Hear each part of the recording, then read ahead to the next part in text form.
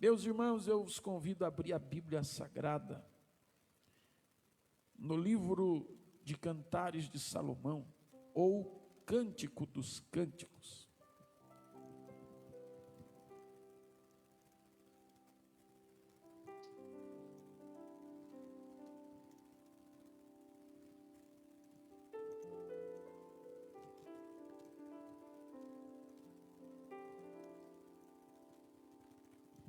Livro de Cantares de Salomão, capítulo 5. Nós estamos muito felizes também hoje. Nós temos entre nós o presbítero Momaico, a irmã Cíntia. Deus preparou esse momento e nós estamos muito felizes com o retorno dos irmãos aos cultos novamente. Quantos estão felizes pela vida do Momaico e da irmã Cíntia? Diga comigo amém. Aí, Momaico, agora só academia e igreja. Tá elegante, né, irmã Cíntia? Falar para a senhora, hein? Quem te viu passar na prova e não te ajudou, agora tá vendo a senhora na bênção, né? O homem tá o Brad Pitt. Meus irmãos, Cantares de Salomão, capítulo 5.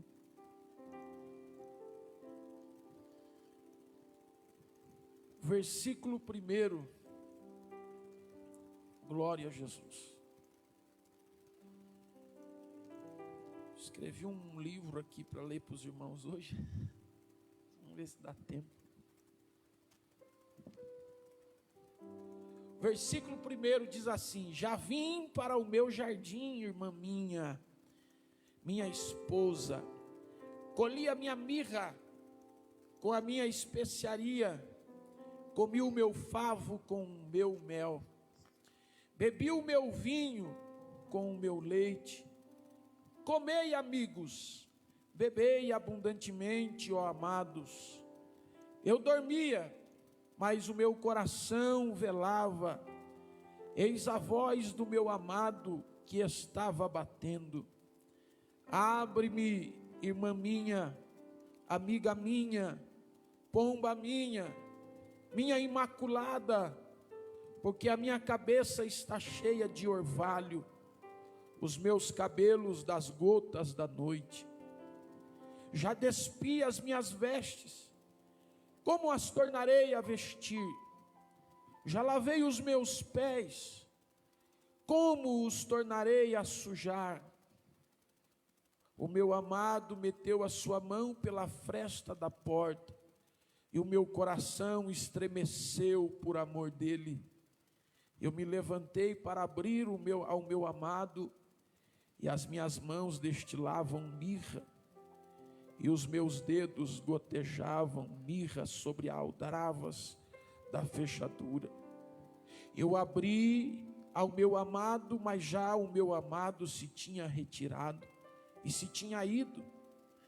A minha alma tinha se derretido quando ele falava. Busquei-o e não o achei. Chamei-o e ele não me respondeu.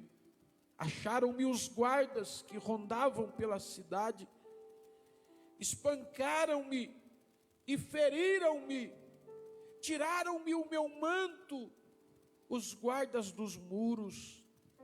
Conjuro-vos, ó filhas de Jerusalém, que se achardes o meu amado, diga a ele que eu estou doente de amor. Versículo 16, o seu falar é muitíssimo suave, sim, ele é totalmente desejável.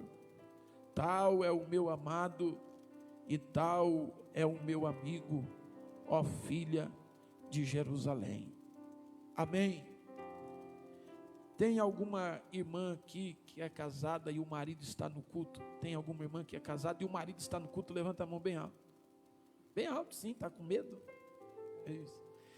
Então diga comigo assim: essa poesia é para o meu amado. Viu? Forcei vocês a fazer uma declaração de amor hoje. Faz 10 anos que vocês não fazem declaração de amor. Culto de ensino também é culto romântico. Aleluia. A irmã Liliane fez uma declaração aí agora para você, Cristiano. Irmãos, o texto que nós lemos faz parte de um compêndio teológico de poesias. Claro que a poesia do oriental, ela é diferente da poesia ocidental. A nossa poesia, ela precisa de rima, ela precisa de terminar as frases, né? Começar e terminar as frases iguais, com palavras que soam o mesmo final de fala. Já a poesia oriental, ela não necessariamente precisa rimar, ela não precisa terminar com assonância igual. A poesia oriental, ela é apenas uma forma delicada que exclama o sentimento com o mais alto nível de impressão do autor. Então, ele não necessariamente necessita de rimas ou uma fonética ou assonância das palavras. O que ele necessita é mostrar ao máximo o que o autor sente. Por isso, muitas coisas que acontecem nas poesias bíblicas é diferente da poesia nossa. A nossa poesia, quase toda ela é figurada ou figurativa. Às vezes você compara as coisas, né? Meu coração por ti bate, como um caroço de abacate. Então, nós rimamos a nossa poesia e nós usamos uma palavra figurada que é o caroço de abacate. Isso não quer dizer que o nosso amor necessariamente, né, Paulinho, seja um caroço de abacate. Agora, quando você vê a poesia oriental, ela na verdade, ela usa dos seus recursos naturais para expressar o sentimento. Então, a maioria não é metáfora, a maioria não é figurada.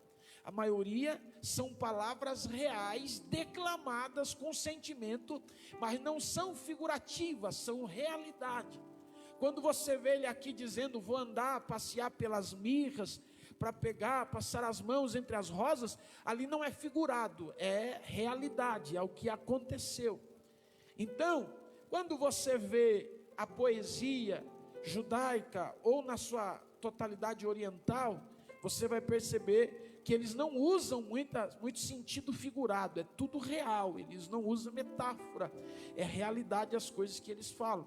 Por que eu estou dizendo isso? Porque a Sunamita, ela se casou, aqui no capítulo 4, ela se casa com Salomão, e quando chegamos no capítulo 5, ela está em lua de mel, ela está ali, vivendo o seu momento de núpcias. Toda lua de mel é cercada de sonhos, é cercada de imagens que ao longo dos anos a mulher foi construindo em relação ao matrimônio. Claro, estou falando aqui relacionado a alguém que ama aquela pessoa que ela vai se relacionar. Então, quando nós vemos aqui no capítulo 5, a Sunamita, ela nem nos melhores sonhos da vida dela, ela imaginaria quem seria o seu noivo e o lugar que ela estaria. Ela pensou em se casar, mas quem sabe jamais sonhou em casar com o rei de Israel. Por quê? Porque todos nós conhecemos a história dela, que ela de forma poética conta resumidamente a sua história no capítulo 1 e no capítulo 2 de Cantares. A Sunamita era uma moça que trabalhava no lagar. Ela trabalhava no lagar pisando uvas, e era um trabalho difícil porque ficava no deserto, e ela fala onde ficava, perto do vale de Saron. Ali ela vai passar a maior parte da vida dela. Prova que aquele vale e que aquele lagar era tão familiarizado por ela e com ela, que os seus irmãos mais velhos já trabalhavam lá antes dela. Isso quer dizer que os seus pais tinham já há muito tempo esse tipo de profissão, e ela herdou dos pais e aprendeu com os irmãos mais velhos. E ela fala no capítulo 2 que os irmãos mais velhos obrigou ela a fazer não só o turno dela, mas também o turno dos seus irmãos. E quando vinha o salário, ela tinha que receber o salário, mas ela não ganhava para si, porque ela disse que os irmãos dela batiam nela e tomavam o salário dela. Essa moça, ela cresceu na periferia de Israel, na planície de Saron, lá no vale de Ascalon, aonde tinha as plantações de lírios, que 2 vezes no ano ficava florido. Só que naquele vale era onde ela trabalhava arduamente, e ela mesmo vai dizer que ficava do lado do deserto, porque ela diz: não olheis por eu ser morena, é porque o sol do deserto me castiga. Ela tinha as suas dificuldades, as suas limitações, porém Deus foi generoso com ela, igual foi generoso com Esther. Esther é a mesma coisa. Esther é alguém que nasce sem perspectiva de um futuro grandioso, em se tratar de uma cultura oriental, em que a mulher só se dá bem 2 vezes na vida: primeiro quando se casa, e segundo quando gera filhos homens. Fora isso, mulher não tinha valor. Então a mulher, ela sonhava 2 coisas. Primeiro, o sonho da mulher era ter um bom casamento, alguém que fosse bem sucedido. O segundo sonho de uma mulher era gerar filhos do sexo masculino. Isso era a bênção do lar. Então, tanto Esther quanto a sunamita, elas se alegram, porque elas vão viver algo inusitado. Esther é filha de pais que morreram ainda ela muito cedo, e aí ela é criada por um parente, por alguém que não é da sua família, não é seu irmão mais velho, não é o pai ou a mãe, não é a avó. A Bíblia diz que quem criou ela foi o seu primo, e dependendo da tradução, seu tio. Então ela foi criada por um parente, não exatamente por alguém próximo. Ela foi criada fora dos portões da cidade de Jerusalém, e também dentro já de um contexto de escravidão, aonde a Bíblia diz que os cativos estavam espalhados, alguns em Babilônia, outros na Síria, outros estavam já nas montanhas de Jerusalém, em volta de Jerusalém, porém ainda subjugado pelo grande império da época. A probabilidade de dar certo a história de sunamita e de dar certo a história de Esther era somente um milagre. Só que quando nós dizemos a expressão somente um milagre, foi justamente o que aconteceu, um grande milagre. A plebe casou com o rei, a moça sem pai, sem mãe, a moça criada por um parente,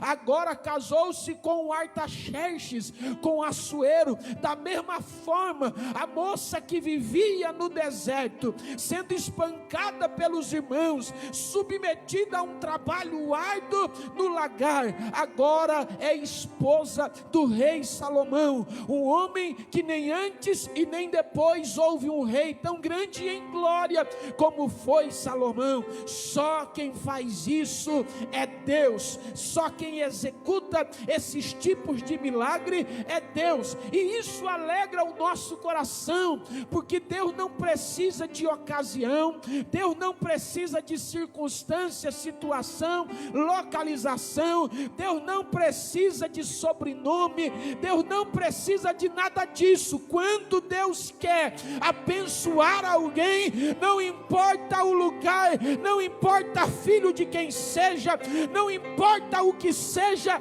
quando Deus quer abençoar alguém, Deus abençoa. Então não é justificativa aonde você mora, quem é teu pai, o que você faz, qual é a tua profissão. Basta você se apegar a Deus, confiar nele, e tenha certeza que ele tem o mesmo poder de fazer na minha e na sua vida o que ele fez na vida de Esther e o que ele fez na vida de sunamita. Deus pode fazer, Deus pode fazer. Pois bem, a minha amiga sunamita, ela fica feliz. Casou-se com o rei Salomão. Ela teve um casamento que ela nunca sonhou ter. Recebe uma cerimônia que ela nunca pensou em ter. Porém, na lua de mel acontecem algumas coisas inusitadas que não é comum numa lua de mel. Primeiro, no versículo 1, eu quero que você leia comigo, versículo 1 do capítulo 5. Nós já vamos entrar no tema, o tema é crise de relacionamento. Já vou entrar no tema. No capítulo 5 e no versículo 1, ele diz assim: eu já vim para o meu jardim. Irmã minha esposa, ele usa pela primeira vez o termo minha, ele casou-se com ela. Aí ele diz: eu colhi a minha mirra com a minha especiaria. Perceba que não é metáfora e nem é figurado, isso é verdade. No jardim da recâmara do palácio de Salomão. Comi meu favo de mel com mel, bebi meu vinho. E o que eu acho interessante é porque o gosto dele é muito particular, o gosto dele, porque ele não usa vírgula. Então quer dizer que ele comeu junto isso aqui. A Bíblia diz assim, que ele diz assim, ó, eu bebi meu vinho com o meu leite. Eu não sei que gosto deve ter vinho com leite, mas ele tomou. Está na Bíblia, certo? Aí ele está falando com a esposa.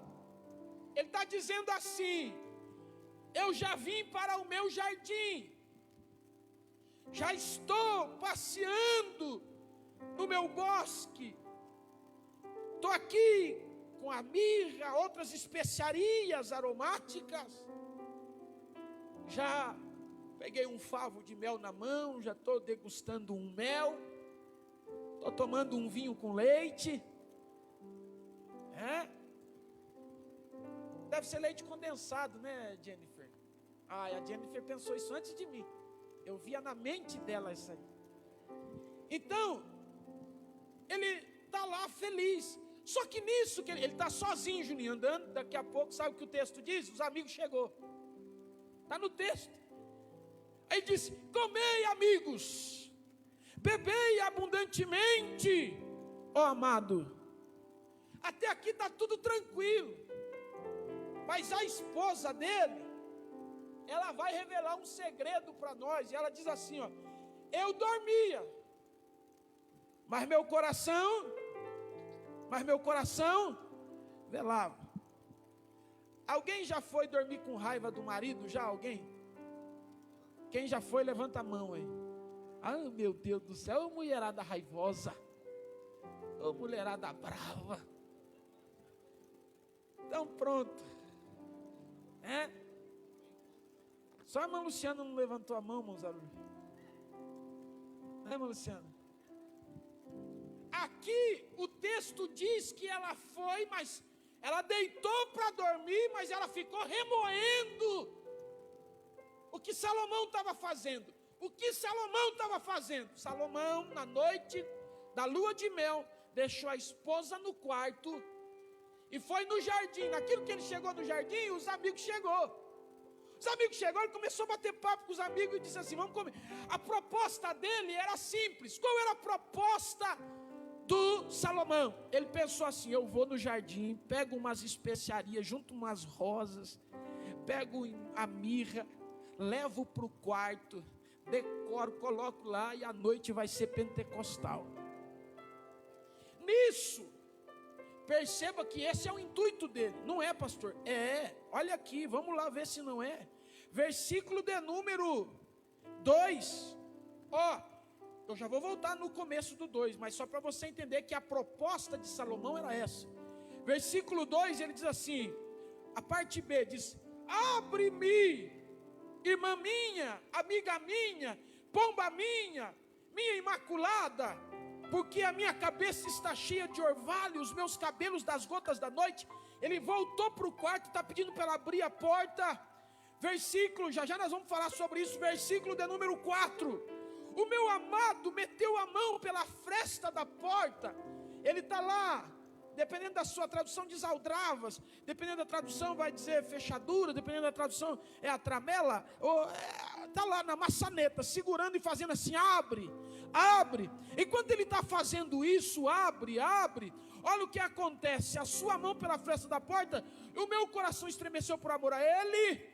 Versículo de número 5, eu me levantei para abrir ao meu amado, e as minhas mãos destilavam mirra, e os meus dedos gotejavam sobre as aldravas da fechadura.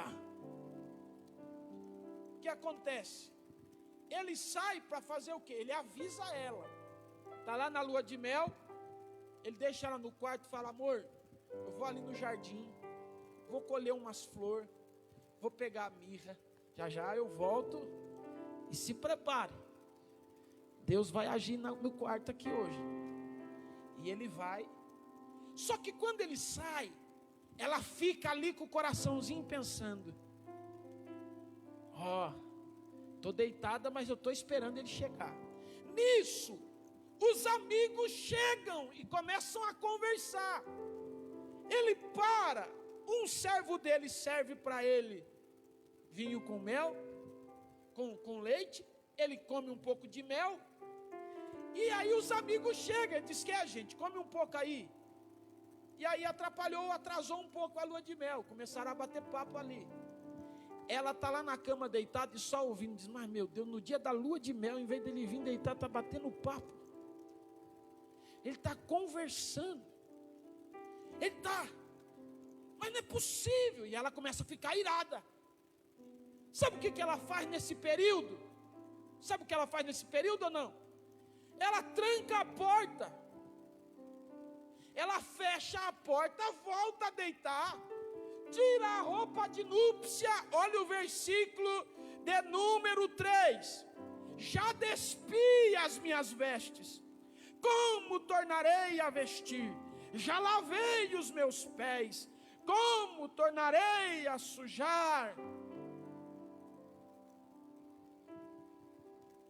O meu amado meteu a mão pela fresta da porta, a mão dele estava cheia de especiarias aromáticas e principalmente a mirra. Aí ele abre,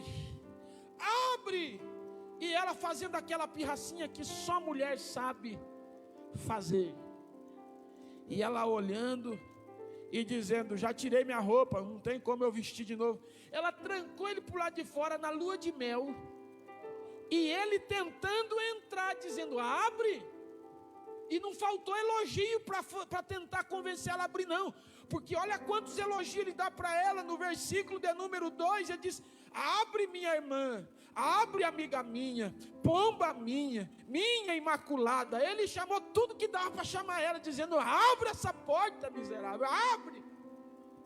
E ela, a porta fechada, e sabe o que ela dizia?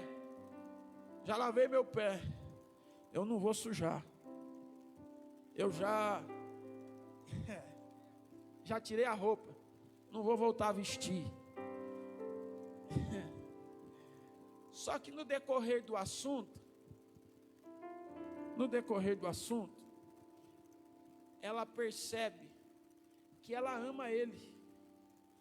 Ela tá numa crise aqui, porque ao mesmo tempo que ela ama ele, quer ter ele dentro do quarto com ela, ela está brava porque ele ficou lá um tempo com os seus amigos. Vamos lá. Versículo 4. O meu amado meteu a sua mão pela fresta da porta. Ele está lá. Abre. Quando ela percebeu isso, olha o que ela disse. E o meu coração estremeceu por amor a ele. Aí ela falou, poxa. Aí ela disse, eu vou lá. Vou dar uma chance para ele. Vou. Ela levanta e vai. Quando ela chega, ela está chegando perto da porta. Quando ela pega na porta, a mão dela se enche de mirra.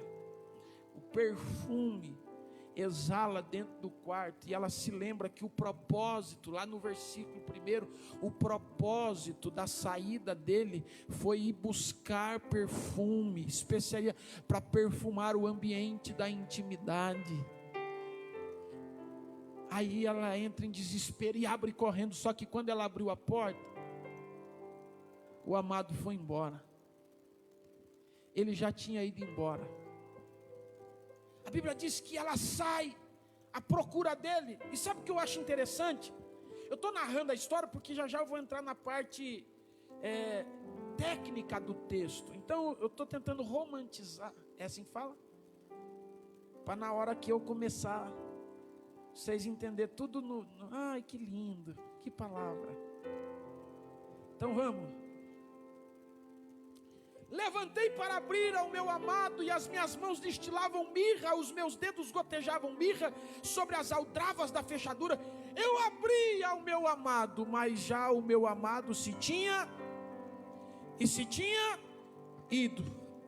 A minha alma, aleluia, enquanto ele estava para o lado de fora dizendo: abre, abre, na mente dela, ela estava enfurecida, mas o sentimento, aliás, ao contrário, o sentimento, ela estava enfurecida, mas na mente dela, ela sabia que aquele era o homem da vida dela, e ela estava pensando: é minha lua de mel, e ela naquele conflito: cedo ou me mantenho firme, porque por um momento ele me trocou pelos amigos, fico firme ou o que eu faço? E ela lá deitada, só que ela disse assim: enquanto ele falava, o meu coração derretia. Ela ficava ouvindo, dizendo: mas é lindo, mas, poxa, pisou na bola, mas tão fofo, mas para que fazer isso? E ela está lá, e ela está ali naquela dúvida: estrago a minha lua de mel ou dou mais uma chance? Quando ela desperta e diz: não, eu vou aproveitar minha lua de mel, por causa de uma coisinha boba eu vou estragar minha lua de mel. E não era nem para estar aqui, eu trabalhava lá no lagar, eu não era nem para ser vista por ele, era para ele ter escolhido uma das 1000 mulheres, 300 rainhas, 700 virgens e princesas, mas no meio de 1000 ele escolheu eu, que nem estava no contexto. Para que eu vou brigar por causa dele? Não é, e aí ela levanta, ela diz: não, eu vou atrás dele. E ela abriu a porta. Quando ela abre a porta, ele não está mais lá. E olha o que ela vai fazer. Versículo de número 6. Eu abri ao meu amado, mas o meu amado já se tinha retirado, ele já se tinha ido. A minha alma tinha se derretido quando ele falava. Busquei-o e não achei. Aqui tem duas coisas. Primeiro, ela buscou. O termo buscar é procurá-lo, mas ela não encontrou. E a segunda é a pior, porque diz aqui, olha o que ela vai dizer: eu chamei, mas ele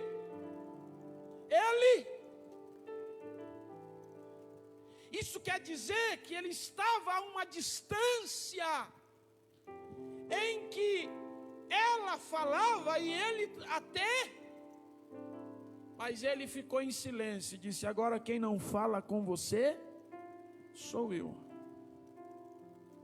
E ele fica lá: eu não falo agora. Ela diz: poxa vida, eu fiz uma pirracinha, achei que ia me dar bem, agora é ele que não quer falar comigo. Ela saiu procurando. E ela diz assim, ela não achou os guardas encontrou ela. E sabe o que os guardas fizeram? Ela disse: os guardas que rondavam a cidade me acharam, me espancaram e me feriram. Ela não disse que tirou a sua roupa, ela disse que tirou apenas o seu manto.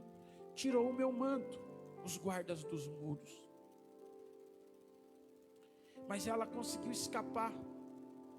E ela escapou E você acha que o amado não estava vendo? Porque se eles conseguiam ouvir, era porque ele também conseguia ver. Mas daí, pensa numa lua de mel doida. Dá para fazer um filme ou não dá? Pensa numa lua de mel.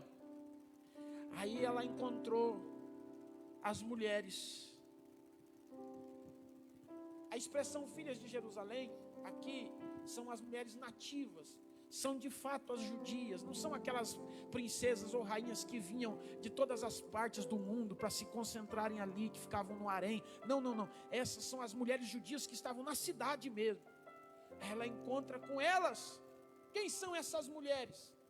São aqui eram amigas dela, mas que quando ela subiu de nível, essas amigas continuaram sendo as filhas de Jerusalém, mas ela começou a ter um convívio com as princesas, com as rainhas e com as virgens. Mas agora ela vai, depois de um tempo, reencontrar as filhas de Jerusalém. Aí ela reencontra as filhas de Jerusalém. E olha a expressão dela. Aleluia. Se vocês encontraram o meu amado, diga para ele. Dizer o quê? Diga que eu estou doente. Mas tá, qual é o nome da doença? Qual é o nome? Covid? Não. É amor. Fala que eu estou doente de amor. Nós vamos parar por aqui. E sabe aonde ela encontra o amado? Sabe onde ela encontra o amado? Diga comigo, no jardim.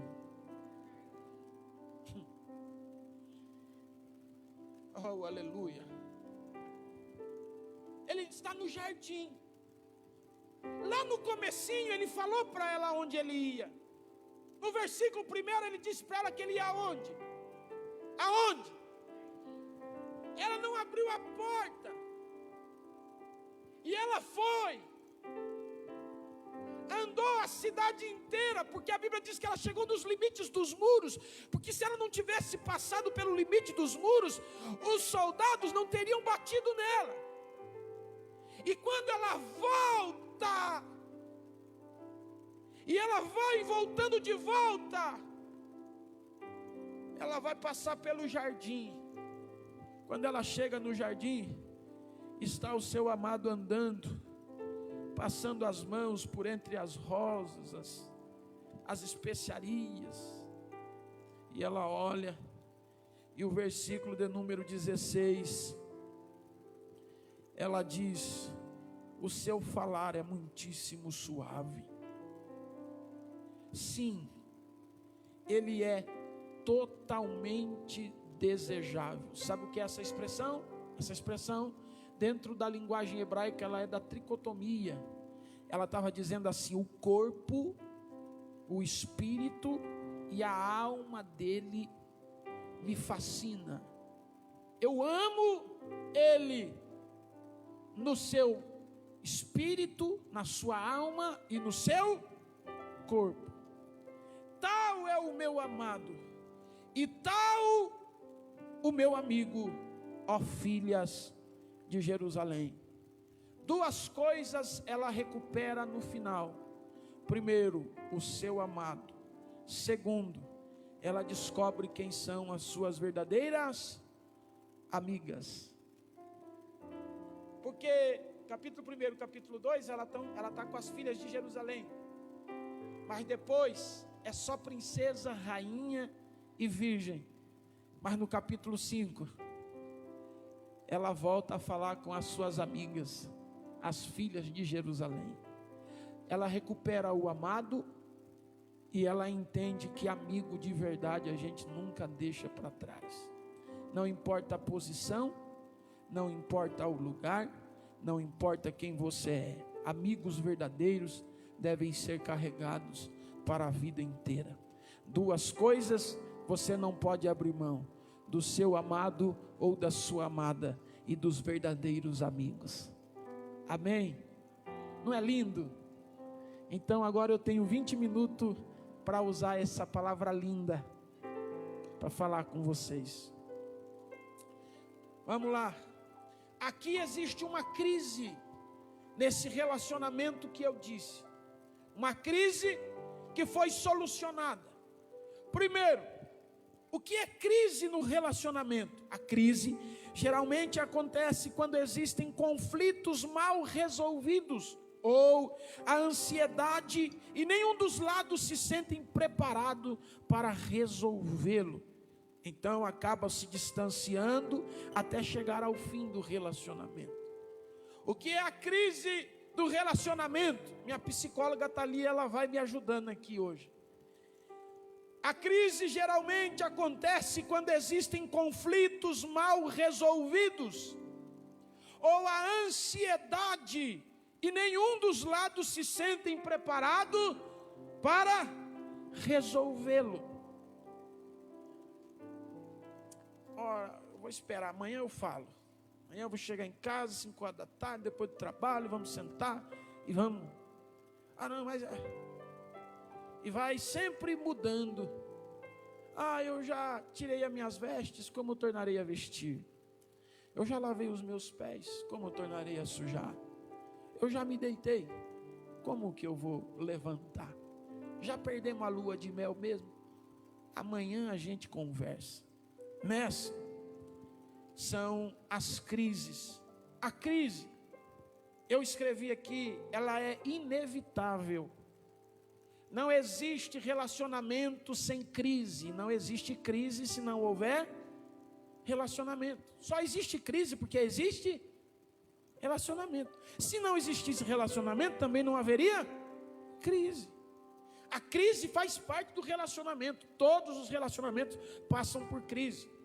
Só que eu quero que você, porque eu não quero cuidar da tua vida pessoal hoje eu quero cuidar da tua vida espiritual. Então eu quero que todo esse contexto que eu estou aplicando da Bíblia, eu quero que você transporte tudo isso para o lado espiritual. Assim como Salomão representa Deus, a sunamita Israel no contexto judaico e no contexto cristão, Salomão representa Cristo e a sunamita representa a igreja. É dessa forma que você vai absorver a pregação nessa noite, amém?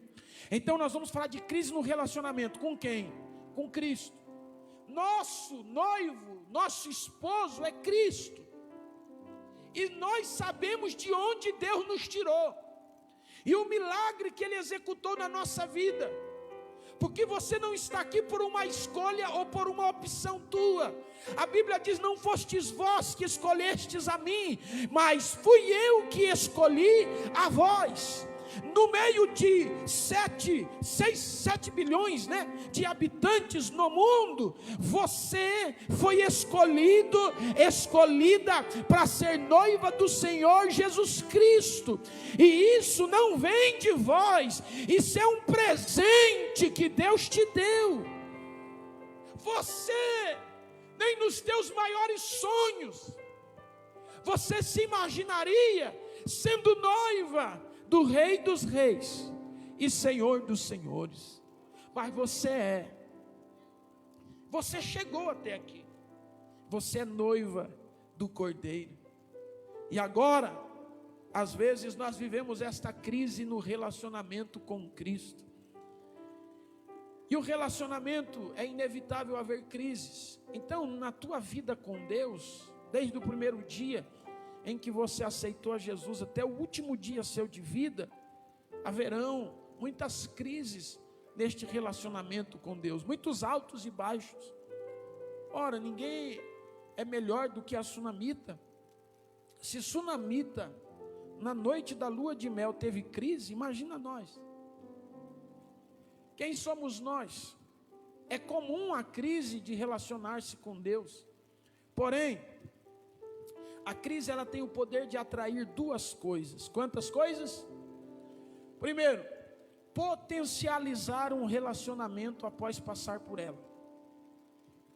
Israel viveu um momento difícil com Deus, foi levado cativo para a Babilônia, e Deus ainda explica isso através de Jeremias. Deus olha para eles, e Isaías também fala, diz assim: vocês, na juventude, no nosso noivado, você me seguia aonde eu ia. Fui até no deserto, vocês me acompanharam. Aí depois que a gente casou, Agora vocês me ignoram, vocês viraram as costas para mim. Deus leva Israel para a Babilônia, e lá os guardas espancam a sunamita, lá os guardas judiam. Então Israel se lembra do verdadeiro amor e dos verdadeiros amigos, e a Bíblia diz que eles recomeçam de novo.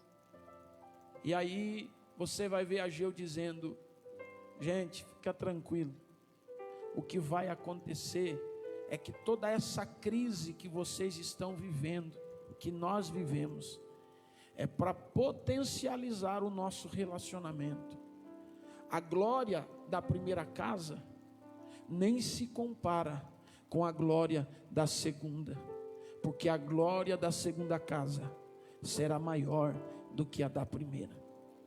Existem crises que nós passamos na vida espiritual com Deus, que quando nós conseguimos superá-la, a nossa vida espiritual se torna melhor e maior do que antes. Agora existem crises que podem destruir o relacionamento, podem nos fazer perder o relacionamento que antes tínhamos. Então a crise no relacionamento, ela tem poder de fazer duas coisas: ou ela vai potencializar o sentimento que tínhamos antes um pelos outros, ou ela vai destruir todo o sentimento que a gente tinha. E agora, como saber se nós estamos em crise de relacionamento? Primeiro, para eu saber se eu estou em crise no relacionamento com Deus, eu tenho que escolher o relacionamento entre um marido e mulher, porque é a proposta do livro. Então eu preciso pegar como se relaciona um casal, para eu poder entender como é o relacionamento da igreja e Cristo. Porque Cristo mesmo vai dizer, Hebreus, no capítulo de número 8, Jesus está dizendo ali, através do autor, ele diz: olha, que eu não seja traído, que eu não seja, que não sofra adulteração no sentimento, como a serpente enganou a Eva. Então, o relacionamento de Jesus e a igreja é muito parecido, para não dizer que é de fato, como o relacionamento de um esposo e a esposa. E dentro desse aspecto, nós vamos aprender aqui quais são alguns sintomas da crise, baseado no texto que nós lemos do capítulo 5. Eu poderia falar muitos, mas eu vou escolher alguns só por causa do tempo. Mas vamos lá. Primeiro sintoma de alguém que está com crise no relacionamento. Primeiro, quando você pensa que não tem mais nada em comum com a pessoa. Quando você perde o gosto de fazer as coisas juntos. Primeiro sintoma de alguém que está com crise no relacionamento. Qual é, pastor? É quando você pensa que não existe mais nada em comum entre você e a pessoa que você se relaciona. É quando você olha e diz assim: poxa, parece que nós nunca estivemos juntos. Ele gosta de vermelho, eu gosto de azul. Parece que tudo que ele quer eu não quero, tudo que eu quero ele não quer. Quero ir comer lanche, ele quer comer cachorro quente. Eu quero ir no shopping, ele quer ir na 25. Parece que a gente não se dá bem mais, parece que não dá mais vontade. E aí, você não quer fazer as coisas junto mais. Você sempre arruma alguém para ir junto, e não só mais você e a pessoa. Aí você sempre coloca 2, 3 no meio da jogada. Vamos comer lanche? Aí o marido e a esposa dizem: ah, vamos, achando que é os dois. Aí de repente entra para o meio amigo. Aí a esposa ou o marido já dá aquela olhadinha brava, dizendo: não era só nós dois? O que o fulano, a fulana está fazendo aqui? O que Beltrano e Beltrana? É porque ele tem medo de ficar sozinho com ela ou ela com ele e não ter mais nada em comum. A conversa não é a mesma, o papo não é o mesmo, o desejo não é o mesmo, o propósito não é o mesmo. Na mente dele, ele pensa, entendeu? A crise, às vezes, é quando a pessoa pensa que não tem mais nada em comum. Relacionar-se com Deus não é diferente. Por que não é diferente? Porque chega um certo momento que Deus quer algo de você, mas você quer outra coisa. Tem momento que no relacionamento Deus quer relacionar-se apenas com você, mas porque você tem medo de não ter mais nada em comum com Deus, de não gostar das mesmas coisas que Deus, no teu relacionamento com Deus você traz terceira pessoa. Você coloca pessoas, aí você quer ir enchendo de pessoas no teu relacionamento com Deus, quando é só você e Deus. Aí você quer, vamos fazer campanha, eu, pastor Neilton, pastor João, pastor Kleber, pastor Zarur, e vamos lá para nós orar, porque nós precisamos voltar a ficar. Não coloca a terceira pessoa, aonde é você e Deus que precisa sentar e acertar as contas. O teu problema é que no relacionamento você acha que as coisas que você pensa não é mais as que Deus pensa. O que você faz não é aquilo que Deus quer mais que você faz. E aí você enche de pessoas para ficar entre você e Deus, para você não ter que olhar na cara dele, só vocês dois sozinhos, e conversar cara a cara, e ele olhar e dizer: eu não estou contente com o que você está fazendo, isso, não está certo isso e isso. E aí sabe o que você faz? Você prefere uma muvuca de gente assim, que daí a palavra bate daqui, pega quem quer, do que você sentar face a face com Deus e ouvir Ele falar com você, e Ele dizer: é assim, ó, é desse jeito. Mas porque crise no relacionamento é porque às vezes nós não queremos mais viver algo em comum, ou nós perdemos o gosto de fazer as coisas juntos. E claro que perde o gosto de fazer as coisas juntos. Deus não vai junto com você em alguns lugares que você vai. Deus não vai fazer o que você faz. Deus não vai concordar com algumas coisas que você faz. Deus não vai. E por isso é claro que com certeza você vai perder o prazer, porque não andarão dois juntos se não estiverem de acordo. Não tem como você andar de mãos dadas com Deus se Deus não quer ir aonde você vai, se Deus não quer fazer o que você faz. Só que muitas vezes dentro desta crise você prefere deixar o amado e começa a arrumar desculpa: já tirei a roupa, não vou vestir, já deitei, não vou levantar, já lavei os pés, não vou sujar, enquanto você perde a oportunidade de viver a presença do amado dentro do seu ambiente de intimidade. Mas nessa noite, no nome de Jesus Cristo, senta com o teu amado hoje e pergunta para ele o que o Senhor quer, do que o Senhor gosta.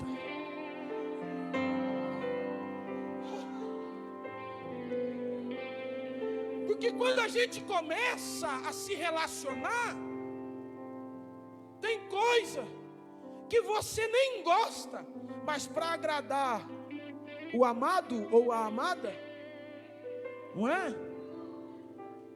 Você gosta de macarronada com salsicha? Eu amo. Que delícia que ficou, né, mano? Queijo em cima depois de meia hora, seco. Então é maravilhoso. Porque é assim. 15 anos depois, 20 anos depois, igual o pastor João Manice, 37 anos depois, aí o que ela faz, ele come e já faz parte da culinária. Já se adaptou, já se ajustou, já ama, já come. É assim ou não é? Mas no começo, às vezes você não gosta, mas come para agradar o amado ou a amada. Não é verdade? Às vezes ela enche de sal a comida. Você pega e... Tem um filme, o Patutinha, mas ninguém assistiu esse filme aí. Ninguém assistiu. Só quem é da época do São, assim, que assistiu. Ele vai lá, tem uma hora que ele está sentadinho com a namoradinha dele assim, já viu? Aí eles fazem uma arte com ele lá, colocam umas coisas ruins para ele comer. Ele está comendo aquele negócio ruim, mas foi ela que fez o lanche. Conta para nós, filho, como que é? O que ele está comendo lá? Sanduíche de areia. Os menininhos colocou lá, sabotaram o lanchinho dela. Aí ela pega e diz assim: vamos comer o lanchinho que eu fiz com muito carinho. Aí ele pega o lanche, cheio de areia, e começa a morder. Aí ele olha para ela, tá difícil de mastigar, mas ele diz: que delícia, que bom. Foi você que fez? Ela: fui eu. Começo de relacionamento. Você vem para a igreja, aí de vez em quando vem um alimento que é duro, mas porque você está apaixonado por Deus. Aí eu amo Jesus, que Cristo comigo vai, eu irei, não temerei, por onde Ele for eu irei, comigo vai. É grato servir a Jesus. Toma um mocotó, eu amo mocotó, que delícia de mocotó. Pega uma feijoada brava hoje, feijoada é meu sonho, comer uma feijoada feita por suas mãos. Aí passa os anos, fica sentado no banco, começa o pregador pregar: isso aí está falando para pegar em mim, isso aí já foi ensaiado, isso aí eu não gosto. Para com isso, volta ao primeiro amor, volta.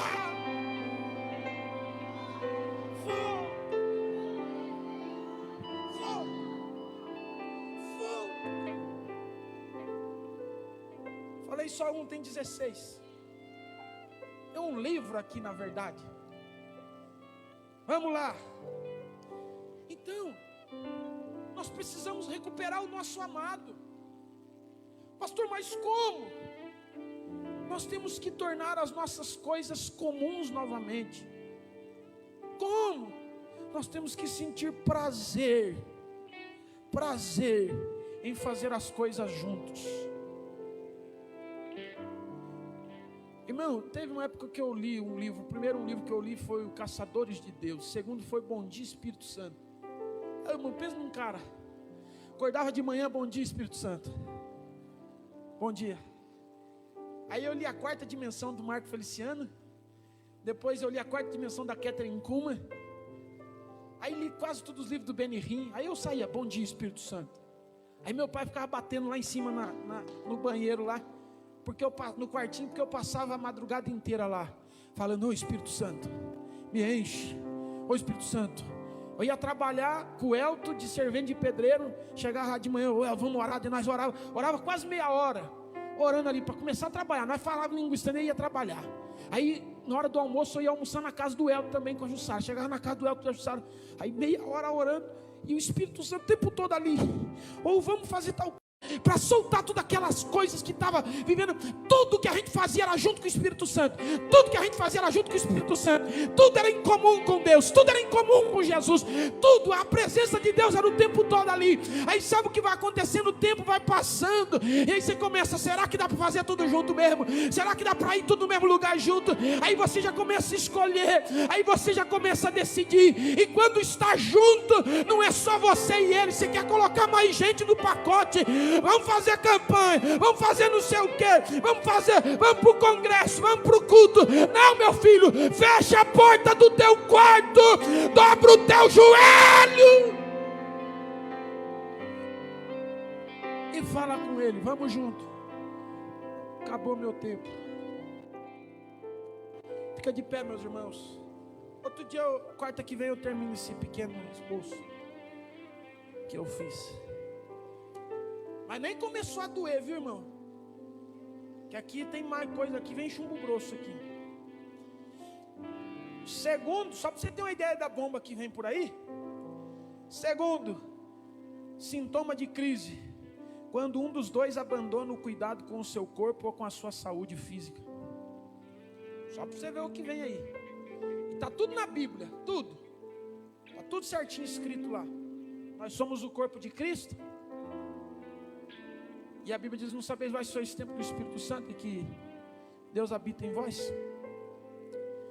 E a Bíblia diz que nós temos que cuidar do nosso corpo. Que corpo? Você vai ver cada coisa linda que tem aqui. E eu vou falar sobre, na próxima quarta, vamos continuar falando aqui. Primeiro eu vou falar sobre os sintomas da crise. Depois, o que fazer para superar essa crise. E por último, encontre soluções. E eu tenho certeza que quando nós falarmos as soluções, são 4 soluções. Eu tenho certeza que o Espírito Santo vai falar com você e juntos nós vamos encontrar uma solução para o teu problema de relacionamento com Deus. Você vai sair do culto igualzinho eu. Bom dia, Espírito Santo. Boa noite, Espírito Santo. Boa tarde, Espírito Santo. Toda hora.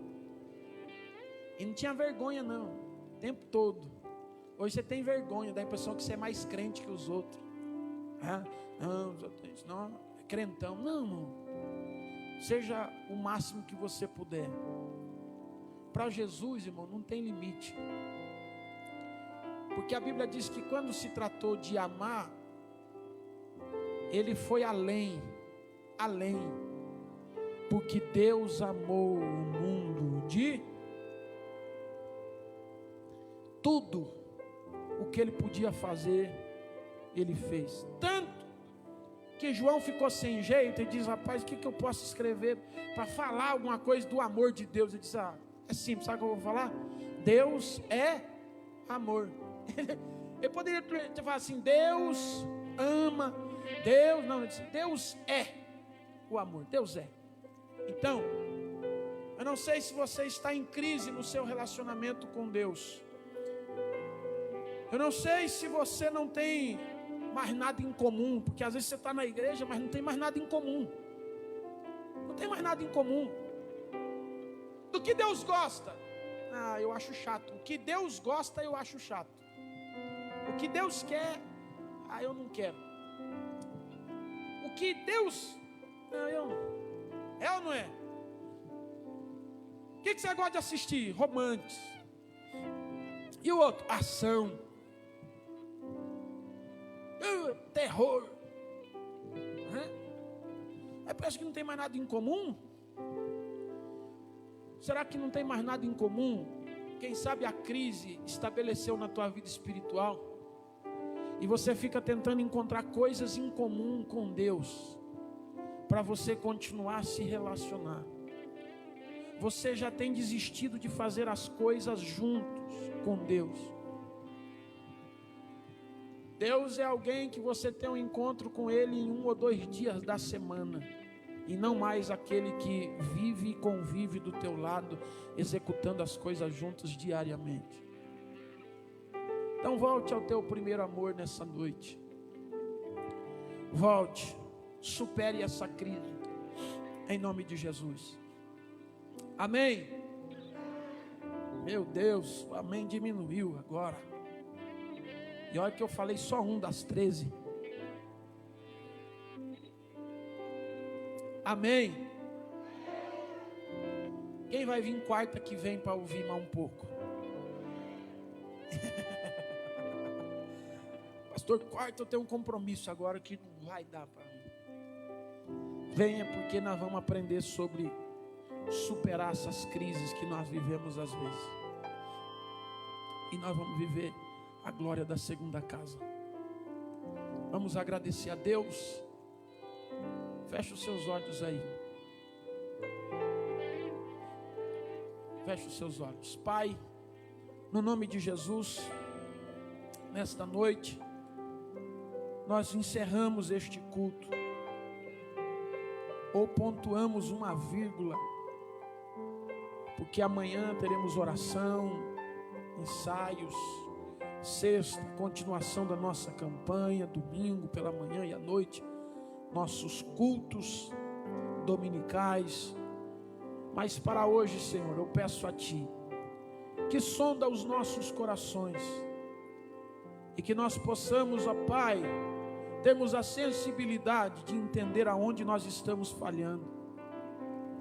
E na verdade, não é o Senhor que tem que gostar daquilo que nós fazemos, mas é nós que precisamos aprender a gostar daquilo que o Senhor faz. Tua palavra diz que o Senhor é o cabeça, então nós temos que seguir a Tua vontade.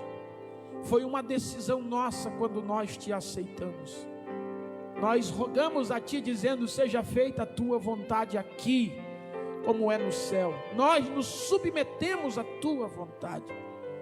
Então nos perdoa, porque às vezes nós achamos que nós não temos mais nada em comum, mas é porque nós nos afastamos de Ti, da Tua presença. E o Senhor gosta daquilo que é espiritual, mas quando nós nos afastamos de Ti, nós gostamos daquilo que é carnal. Por isso há tanta dificuldade de nos relacionar, e por isso tanta dificuldade de fazermos as coisas juntos, porque tudo que é espiritual o Senhor gosta. Sua comida, sua bebida é fazer as coisas do Pai. E às vezes o nosso gosto é fazer a vontade da nossa carne, mas hoje nós renunciamos às nossas vontades e priorizamos a Tua vontade, porque queremos voltar a fazer as coisas juntos contigo.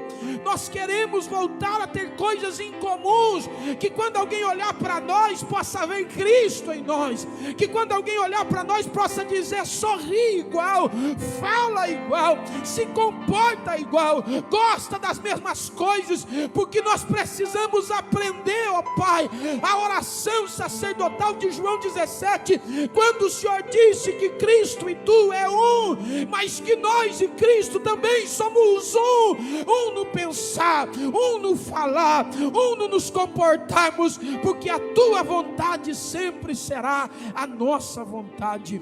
Então nessa noite, Senhor, todos os conflitos e crises sejam solucionadas, e que possamos superar todo este momento que às vezes o Teu filho, a Tua filha esteja vivendo, e que nós possamos, ó Pai, declararmos juntos que a glória desta segunda casa será maior do que a da primeira, em nome de Jesus.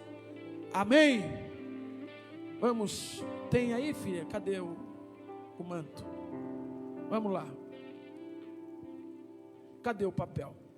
Antes da bênção apostólica, irmãos, eu vou dar a bênção apostólica e depois a irmã vai escolher um nome ali para ver quem ganhou o manto terra aí. O pastor Kleber vai nos ministrar a bênção apostólica, e após a bênção apostólica, então, nós vamos ver esse negócio, quem ganhou. Glória a Deus. Meus irmãos, a paz do Senhor. Levanta suas mãos para os céus. O grande amor do nosso Deus, a graça do nosso Senhor e Salvador Jesus Cristo e as doces consolações do Espírito Santo venham estar conosco, não somente hoje, mas para todos sempre. E todos juntos vamos dizer: glória a Deus. Meus irmãos, agora